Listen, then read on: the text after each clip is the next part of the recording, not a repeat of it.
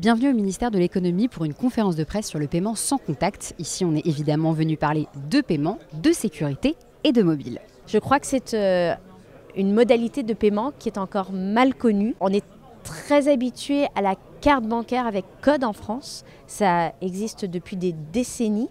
D'autres pays ont sans doute adopté plus rapidement le paiement sans contact, justement parce que la carte bancaire par code était moins répandue au départ. Vous dites que le paiement sans contact, c'est ultra sécurisé. Alors pourquoi vous limitez le montant à 20 €?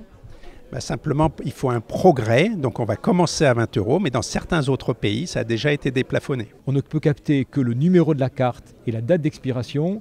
On ne peut pas capter le CVV, qui est l'élément qui figure au dos de votre carte, le cryptogramme visuel, qui est nécessaire pour payer sur tous les sites de commerce à distance en France. Ce qui fait qu'aujourd'hui, nous ne constatons pas, depuis 2 ans que ce moyen de paiement est vulgarisé, de développement de la fraude sans contact, qui reste exactement au même niveau que la fraude sur le reste des paiements de proximité, c'est-à-dire 0,01% du total des transactions.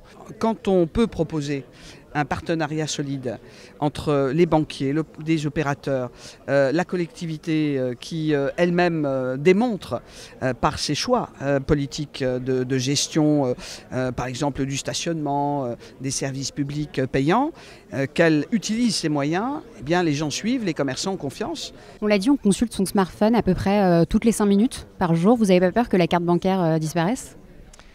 Alors d'abord, dans un smartphone qui demain pourra faire du paiement, la carte bancaire sera embarquée, elle sera dématérialisée, virtualisée, mais in fine, la transaction qui permettra de débiter votre compte, ça sera toujours une transaction bancaire. À l'heure actuelle, le développement du paiement sans contact, il est très très net avec la carte bancaire, pas encore sur les smartphones, les téléphones portables. On parle de quelques dizaines de milliers d'usages sur ce dernier domaine.